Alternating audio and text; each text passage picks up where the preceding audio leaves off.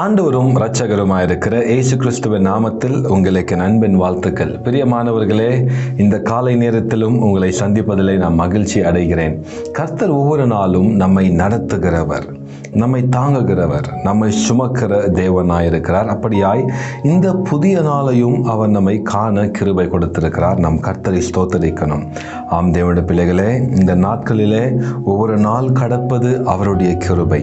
அப்போ ஒவ்வொரு நாளிலும் நாம் கர்த்தரை ஸ்தோத்தரித்து நாம் துதிக்க வேண்டும். பாருங்க, இந்த லெந்து நாட்களை குறித்து நாம் தியானித்து வருகிறோம். அப்படியாய் இந்த நாளிலும் கூட வேதத்திலிருந்து ஒரு வசனத்தை நாம் தியானிக்கலாம்.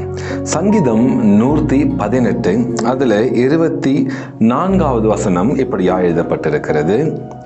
இது கர்த்தர் உண்டு பண்ணின நாள், இதிலே களி கூர்ந்து மகிழ கடவும். ஹல்லேலூயா. பாருங்க, வேதம் சொல்லுகிறது, இது கர்த்தர் உண்டு பண்ணின நாள், இதில் மகிழ்ந்து களி கூறுவோம் என்று. ஹல்லேலூயா. பாருங்க தேவனுடைய பிள்ளைகளே, ஒவ்வொரு நாளும் நாம் நிற்பது, நிர்மூலம் ஆகாமல் இருப்பது அவருடைய சுத்த கிருபையா இருக்கிறது. பாருங்க, பகல் முழுவதுமாய் நாம் நம்முடைய இஷ்ட பிரகாரமான வேலைகளை செய்து கொண்டிருக்கிறோம், இரவிலே படுத்து தூங்குகிறோம். ஆனால் காலையில எழுந்திருப்பது ஒரு ஆச்சரியம்தான். எத்தனையோ பேர் படுக்கிறாங்க, ஆனால் பாருங்க காலையில எழுந்திருப்பது இல்லை. அந்த படுக்கையிலே அவர்கள் மரித்து போறாங்க. எத்தனையோ இடத்துல பூகம்பம் வருகிறது, யாருக்கும் தெரியாது. இந்த பூகம்பம் வருகிறது என்று யாருக்கும் தெரியாது.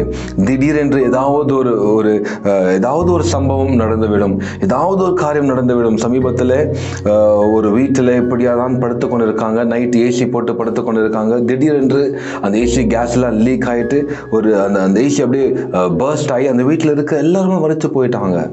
அப்போ யோசிச்சு பாருங்களேன், ஒரு நாள் கடந்து இன்னொரு நாளுக்குள்ளாக வருவது அவருடைய கிருபை.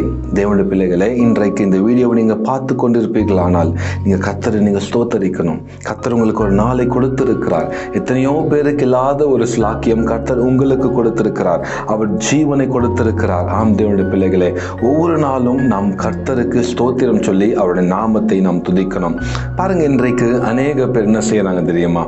காலையில எழுந்த உடனே புலம்புகிறது, ஐயோ இந்த நாளிலே நான் என்ன செய்வேன், என்னுடைய சரீரத்தில் இவ்வளோ பலவீனங்கள் இருக்கிறது, நான் இந்த கடனை இந்த நாளில் எப்படி செலுத்துவேன், இந்த பிரச்சனைகள் எல்லாம் எப்படி மேற்கொள்வேன் என்று காலையில் எழுந்த உடனே இப்படி ஆய் புலம்புவது. ஆனால் நீங்கள் யோசித்து பாருங்க, கர்த்தர் உங்களுக்கு ஒரு நாளை கொடுத்திருக்கிறார் என்றால் அந்த நாளிலே அவர் நிச்சயமாய் உங்களை நடத்துவார்.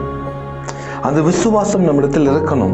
கர்த்தர் நமக்கு ஜீவனை கொடுத்திருக்கிறார், இந்த நாளை கொடுத்திருக்கிறார் என்றால் நிச்சயமாய் கர்த்தர் அந்த நாள் முழுவதுமாய் நம்மை நடத்துவார் என்ற அந்த நிச்சயம் உங்களிடத்தில் இருக்க வேண்டும்.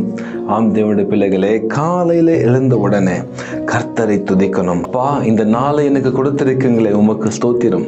இரவெல்லாம் எனக்கு காத்தீங்களே அப்பா, உமக்கு ஸ்தோத்திரம். இந்த நாள் முழுவதுமாய் நீர் என்னை நடத்த போகிறீரே, உமக்கு ஸ்தோத்திரம். இந்த நாளிலே என் தேவைகள் எல்லாவற்றும் நீங்க சந்திக்க போறீங்களே, உமக்கு ஸ்தோத்திரம். இந்த நாள் முழுவதுமாய் நீ என்னை பாதுகாக்க போறீங்களே, உமக்கு ஸ்தோத்திரம் என்று சொல்லி நாம் கர்த்தரை ஸ்தோத்திரிக்கணும். ஆம் தேவனுடைய பிள்ளைகளே, ஒவ்வொரு நாளும் கர்த்தர் நம்மை அதிசயமாய் காண செய்கிறார்.